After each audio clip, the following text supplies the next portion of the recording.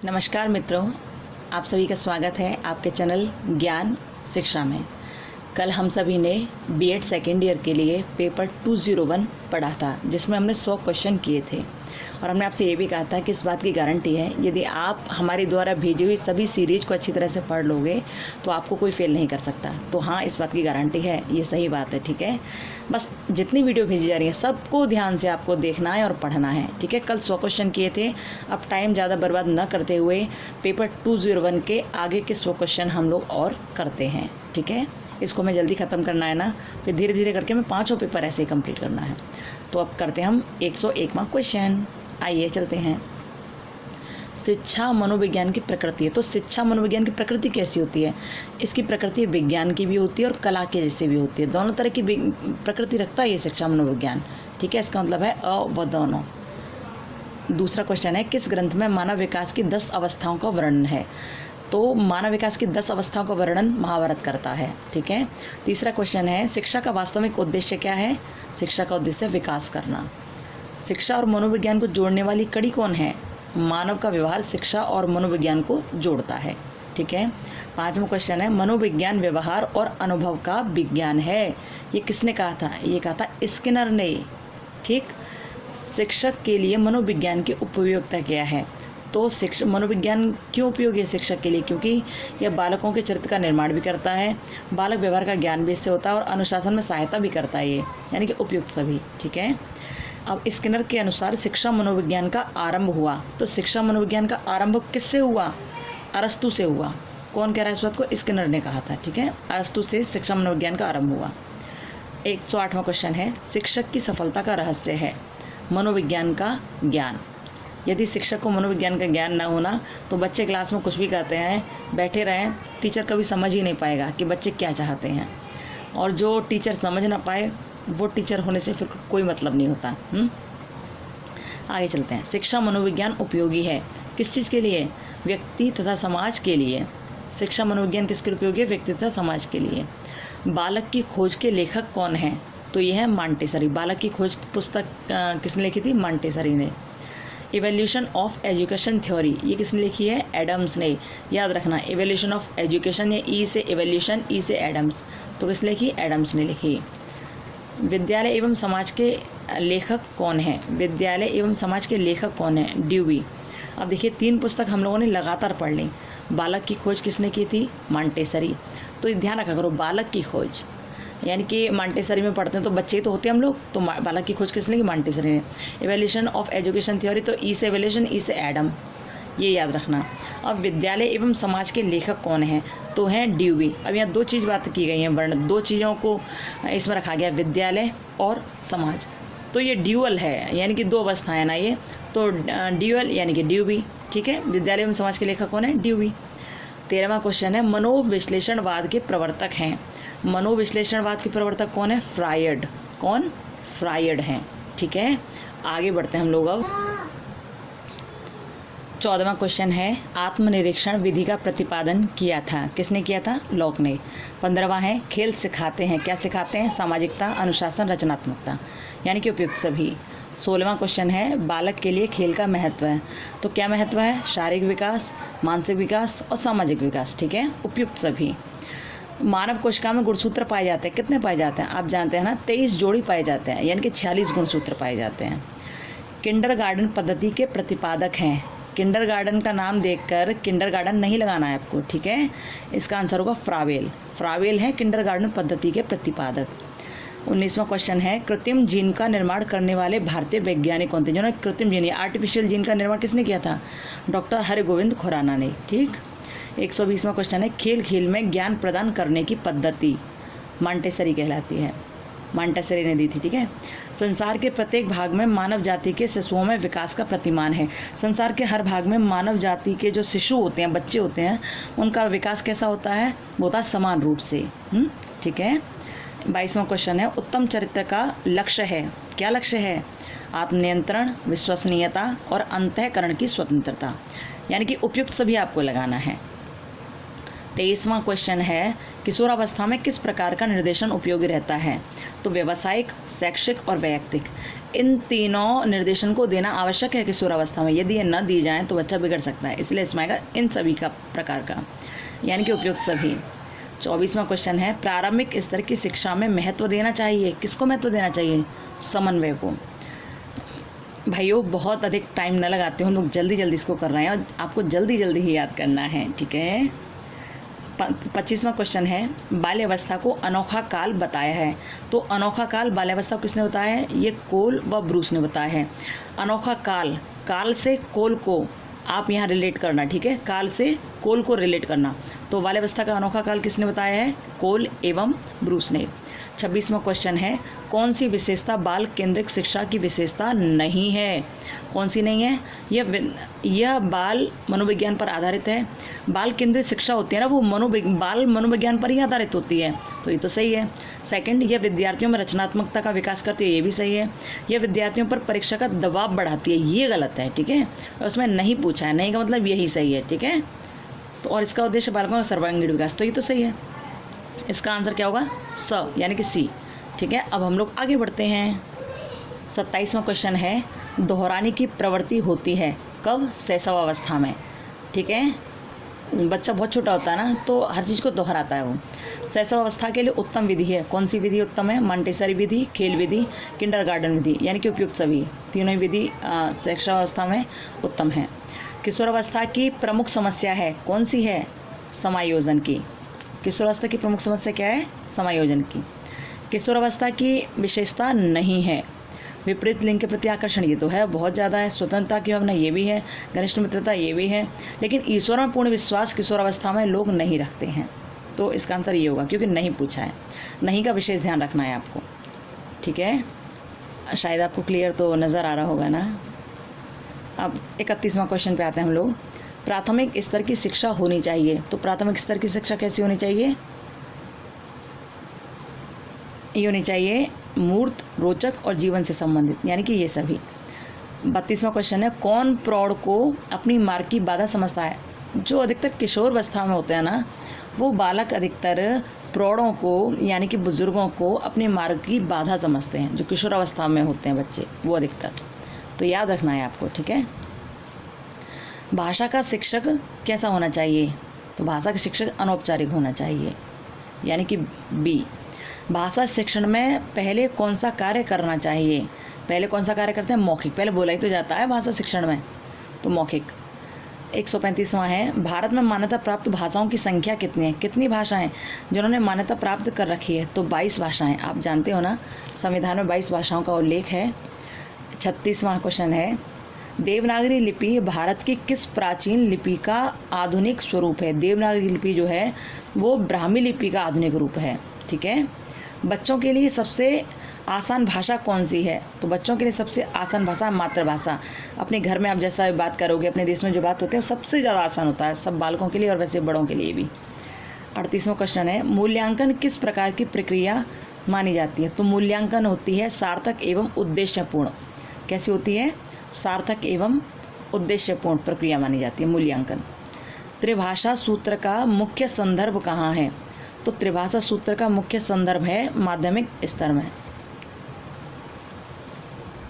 आगे चलते हैं। श्रवण कौशल में कितनी शक्तियाँ समाहित होती हैं? श्रवण यानी कि सुनने वाले कौशल में कितनी शक्तियाँ समाहित होती हैं? तो इसमें एक शक्ति समाहित होती है। कितनी? एक शक्ति समाहित होती है श्रवण कौशल में। हमारे 40 क्वेश्चन हो गए, अब हम लोग आगे की ओर चलेंगे। 41वां क्वेश्चन है रेडियो कैसा उपकरण है? तो कैसा उपकरण है? यह दृश्य उपकरण है और श्रव्य उपकरण दोनों है। कौन सा है बताओ? रेडियो से केवल सुन ही तो सकते हो ना, तो ये क्या है? श्रव्य उपकरण। ज्ञान प्राप्ति के कितने स्रोत हैं? ज्ञान प्राप्ति के 2 स्रोत हैं। मनुष्य की कितनी ज्ञानेंद्रियां होती हैं? तो 5 होती हैं, याद रखना। 5 ज्ञानेंद्रियां, 5 कर्मेंद्रियां, 5 तन्मात्राएं, ठीक है, और 5 महाभूत। तो 5 ही होते हैं ये। ज्ञान का मुख्य स्रोत क्या है? ज्ञान का मुख्य स्रोत है तर्क, ठीक है। बुद्धि के क्या कार्य होते हैं? बुद्धि के कार्य सोचना, तर्क देना, विचारना, ये सभी होते हैं। तर्क किस प्रकार की प्रक्रिया है? तो तर्क मानसिक भी है और बौद्धिक भी है, ठीक है, यानी कि दोनों। ज्ञान के द्वारा किस प्रकार के भंडारों में वृद्धि की जाती है? तो ज्ञान के द्वारा उपस्थिति, जानकारी, अनुभव, इन सब के भंडारों में वृद्धि की जाती है, यानी कि उपयुक्त सभी। 48वां क्वेश्चन है, व्यक्तिगत अनुभवों को ज्ञान का कौन सा स्रोत माना गया है? व्यक्तिगत अनुभव जो होते हैं ज्ञान का कौन सा स्रोत है? आदिम स्रोत भी है, सर्वविदित स्रोत भी है और मौलिक स्रोत भी है, यानी कि उपयुक्त डी, उपयुक्त सभी। 49वां क्वेश्चन है, वैज्ञानिक विधि में के कितने तत्व हैं? वैज्ञानिक विधि के कितने तत्व हैं? तो भैया वैज्ञानिक विधि के 5 तत्व हैं। ज्ञान का मुख्य रूप क्या है? ज्ञान का मुख्य रूप है विश्वास। विश्वास करोगे तभी आपको समझ आएगा कि ज्ञान क्या है। 51वां क्वेश्चन है, सूचना का संबंध किससे है? तो सूचना का संबंध तथ्यों से है और आंकड़ों से है, ये हमेशा याद रखना। सूचना का संबंध किससे है? तथ्यों और आंकड़ों से। 52वां क्वेश्चन है, सूचनाएं किस प्रकार की हो सकती हैं? तो सूचना मात्रात्मक भी होती हैं और गुणात्मक भी होती हैं, यानी कि दोनों। 53वां क्वेश्चन है, ज्ञान व्यवहारिक प्राप्ति तथा सफलता का दूसरा नाम है, ये किसने कहा था? ये कहा था विलियम जेम्स ने। ज्ञान क्या है? ये व्यवहारिक प्राप्ति तथा सफलता का दूसरा नाम है ज्ञान, ये किसने कहा था? विलियम जेम्स ने। 53 क्वेश्चन हो गए, अब आगे चलते हैं। 54वां क्वेश्चन है, इंद्रियों से मनुष्य को किस विषय में ज्ञान प्राप्त होता है? इंद्रियों से किसका ज्ञान प्राप्त होता है? स्थूल वस्तुओं का, प्रकृति के विभिन्न रूपों का और भौतिक संसार का, इन तीनों का ज्ञान प्राप्त हो, यानी कि उपयुक्त सभी। भारतीय दार्शनिक की दृष्टि में ज्ञान के प्रकार कौन से होते हैं? ज्ञान का प्रकार कौन सा है? परा विद्या और अपरा। परा और अपरा ये दोनों ही है ज्ञान के प्रकार, याद रखना, ठीक है, यानी कि उपयुक्त दोनों। गणित शास्त्र के क्षेत्र में, तर्क शास्त्र के क्षेत्र में कौन सा ज्ञान मिलता है? तो इसकी है ए प्रियरी ज्ञान। प्रोयरी ज्ञान जो है वो गणित और तर्क दोनों के क्षेत्र में बात बताता है, ठीक है, प्रोयरी ज्ञान। विस्तृत रूप से ज्ञान के प्रकार कौन से होते हैं? ज्ञान के प्रकार प्रागनुभाविक भी होता है और प्रायोगिक भी होता है, ये दोनों होते हैं, यानी उपयुक्त दोनों। ज्ञान के मुख्य अतिरिक्त स्रोत क्या हैं? कौन से स्रोत हैं? श्रुतियों से भी ज्ञान मिलता है, प्रयोगात्मकता से भी ज्ञान मिलता है, यानी कि दोनों। प्रयोग सिद्ध ज्ञान किस पर आधारित रहता है? तो प्रयोग सिद्ध ज्ञान अनुभवों पर, निरीक्षणों पर और अवलोकन पर, इन तीनों पर ही आधारित रहता है। बताया था ना, जहाँ उपयुक्त सभी हो अधिकतर उसी को टिक करना है, और जहाँ उपयुक्त दोनों वो भी अधिकतर टिक करना है, क्योंकि ये बहुत ही कम चांस होते हैं कि गलत होने के, ठीक है। अब 60वें क्वेश्चन की ओर हम लोग चलेंगे। किसने कहा कि ज्ञान प्राप्त करने की वास्तविक विधि अनुभव है? किसने कहा था? ये कहा था ब्लेक ने, ठीक है। ज्ञान प्राप्त करने की वास्तविक विधि क्या? अनुभव, ये कहा था ब्लेक ने। अनुभववाद के ज्ञान का आधार क्या है? क्या आधार है अनुभववाद का? ये इंद्रियां। इंद्रियों से आप अनुभव कर सकते हो, इसलिए अनुभववाद का आधार ही इंद्रियां हैं। सत्य के सिद्धांत कौन से होते हैं? सत्य के सिद्धांत संवाद सिद्धांत, सशक्त सिद्धांत और व्यवहारिकतावादी सिद्धांत, ये तीनों ही सही हैं, यानी कि उपयुक्त सभी। सत्य की परीक्षा के आधार कौन से हैं? उपयोगिता, कार्यक्षमता और संतोष, लाभ, सुख, ये सभी सही हैं। वैज्ञानिक प्रणाली किस प्रकार की होती है? तो वैज्ञानिक प्रणाली सामान्य भी होती है, निश्चित भी होती है, क्रमबद्ध भी होती है। तो क्रमबद्ध तो होती ही होती है, इसको तो कोई मिटा ही नहीं सकता। अब हम चलते हैं आगे की ओर। 65वां क्वेश्चन है, वैज्ञानिक विधि की मुख्य विशेषता क्या है? तो वैज्ञानिक विधि की मुख्य विशेषता है सत्यापनशीलता, वस्तुनिष्ठता, निश्चितात्मकता, यानी कि उपयुक्त सभी। मानसिक व बौद्धिक विकास के साथ मनुष्य किस प्रकार से आध्यात्मिक ज्ञान प्राप्त करता है? किस प्रकार से? मनुष्य मानसिक व बौद्धिक विकास के साथ मनुष्य किस प्रकार से आध्यात्मिक ज्ञान प्राप्त करता है? कैसे प्राप्त करता है? देवीय शक्ति से, अंतःकरण से और श्रुतियों से, यानी कि उपयुक्त सभी। 66 क्वेश्चन हो गए हम लोगों के। अब चलते हैं 67वें क्वेश्चन की ओर, ठीक है मित्रों। सही से पढ़ते जाइएगा, ध्यान से पढ़िएगा, ताकि आपके पेपर में जब ये आए ना तो आप एक भी क्वेश्चन को छोड़ ना पाओ, ठीक है। अब चलते हैं हम लोग 67वें क्वेश्चन की ओर। 67वां क्वेश्चन है, आप्त वचन के ज्ञान की प्राप्ति हेतु हमें किन पर निर्भर रहना होता है? तो आपने पीछे पढ़ा होगा ना, कल हमने आपको बताया था कि विशेषज्ञों पर। किस पर? विशेषज्ञों पर। संवाद सिद्धांत किन तथ्यों पर आधारित है? संवाद सिद्धांत सत्य पर, बुद्धि पर और विश्वास पर, सब पर आधारित है। प्रारंभ में हर मनुष्य ज्ञान कहाँ से प्राप्त करता है? किससे प्राप्त करता है बताओ? ज्ञान इंद्रियों से, अनुभव के आधार पर। हाँ, प्रारंभ में हर मनुष्य ज्ञान कहाँ से प्राप्त करता है? इंद्रियों से। तर्क बुद्धि के आधार पर ज्ञान प्राप्ति की विधियाँ कौन सी हैं? तो आगमन और निगमन विधि, आगमन और निगमन विधि है, ठीक है, तर्क बुद्धि पर आधारित जो है। निम्नलिखित में से कौन सी विधि तर्क पर आधारित नहीं है? यहाँ पूछा तर्क पर आधारित है, वो कौन सी थी? आगमन और निगमन विधि। लेकिन यहाँ पूछा तर्क विधि पर आधारित नहीं है, तर्क विधि पर आधारित नहीं है, तो वो कौन सी है? देखो आगमन तो है, निगमन भी है, लेकिन ये प्रत्यक्ष विधि नहीं है उस पर आधारित, ठीक है, तर्क विधि पर। 72वां क्वेश्चन है, निम्नलिखित में से ज्ञान प्राप्त करने की कौन सी विधि है? तो कौन सी विधि है? प्रत्यक्ष विधि भी है, प्रयोग भी और निगमन भी है ज्ञान प्राप्त करने की। अर्थ क्रिया सिद्धांत के प्रतिपादक अथवा समर्थक कौन है? अर्थ क्रिया के प्रतिपादक कौन है? विलियम जेम्स ही हैं, जॉन ड्यूवी भी हैं और शिलर भी हैं, तीनों हैं, ठीक है। अर्थ क्रिया के प्रतिपादक तीनों ही हैं, विलियम जेम्स, शिलर और जॉन ड्यूवी। 74वां क्वेश्चन है, दर्शन के मुख्य पहलू कौन से हैं? तो तत्व मीमांसा, मूल मीमांसा और ज्ञान मीमांसा, ये तीनों ही पहलू हैं, यानी कि उपयुक्त सभी। बालक के किस प्रकार के विकास हेतु ज्ञान की प्राप्ति आवश्यक है? मानसिक और बौद्धिक, इन दोनों के विकास के लिए ज्ञान की प्राप्ति आवश्यक है बालक के लिए, ठीक है। मूल्य बोध किस रूप में होता है? तो मूल्यभेद ज्ञान के रूप में भी होता है, इच्छा के रूप में भी होता है और भाव के रूप में भी होता है। क्या मूल्यभेद किस रूप में होता है? ज्ञान के रूप में, इच्छा के रूप में और भाव के रूप में, यानी कि उपयुक्त सभी। ज्ञान रूपी शिक्षा के स्रोत कौन कौन से होते हैं? अब ये ध्यान रखो, ज्ञान रूपी शिक्षा के स्रोत कौन कौन है? परिवार भी है, परिवार से ज्ञान मिलता है, समुदाय से मिलता है, समाज से मिलता है, यानी कि उपयुक्त सभी। वर्तमान काल में शिक्षा के कौन कौन से रूप हैं? अनौपचारिक और औपचारिक और निरौपचारिक, तीनों ही हैं। औपचारिक ज्ञान का उद्देश्य क्या होता है? औपचारिक ज्ञान का उद्देश्य क्या है? ये मानव का मानसिक विकास करता है, ठीक है। औपचारिक ज्ञान क्या करता है? मानव का मानसिक विकास करता है। हमारे 79 क्वेश्चन हो गए हैं। अब आगे के क्वेश्चन की ओर चलते हैं।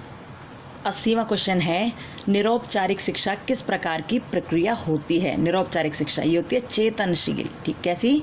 चेतनशील। तो निरौपचारिक शिक्षा किस प्रकार की प्रक्रिया है? चेतनशील। अब देखिए यहाँ पर हमारी पहली यूनिट कंप्लीट हो गई है, यानी कि हमने 180 क्वेश्चन पहली यूनिट के कर लिए। अब चूंकि 180 क्वेश्चन हुए हैं, लेकिन हमें पूरे कितने करने हैं? 200 करने 2 दिन में, तो 20 क्वेश्चन हम सेकेंड यूनिट के भी लेंगे, ठीक है।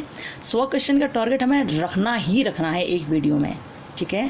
तो अब चलते हैं हम, यहाँ हमारे 80 क्वेश्चन हो चुके हैं, 20 क्वेश्चन हम इसके भी सेकेंड यूनिट के करेंगे आज। अब देखिए, करिकुलम शब्द की उत्पत्ति लैटिन के किस शब्द से हुई है? आपने कल पढ़ा होगा, हमने कल आपको बताया था किससे हुई है? क्यूरेर से। किससे? क्यूरेर से।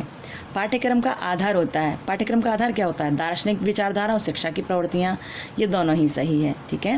निम्नलिखित में से कौन सा पाठ्यक्रम का प्रकार नहीं है? नहीं पर टिक कर लिया करना, कौन सा प्रकार नहीं है?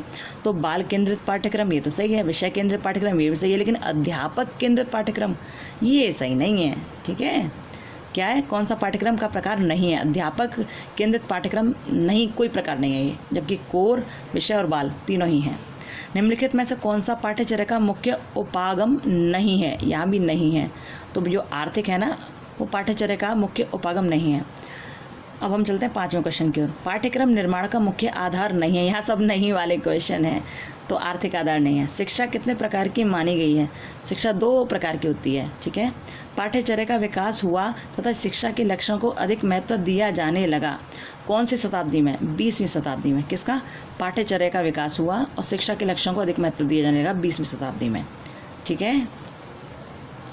8वां क्वेश्चन है, किसने कहा है कि उत्तम साध्य के लिए उत्तम साधन होना जरूरी है? किसने कहा था? महात्मा गांधी, की बहुत बड़ी थ्योरी है, आप कभी पढ़ना, ठीक है। उन्होंने कहा था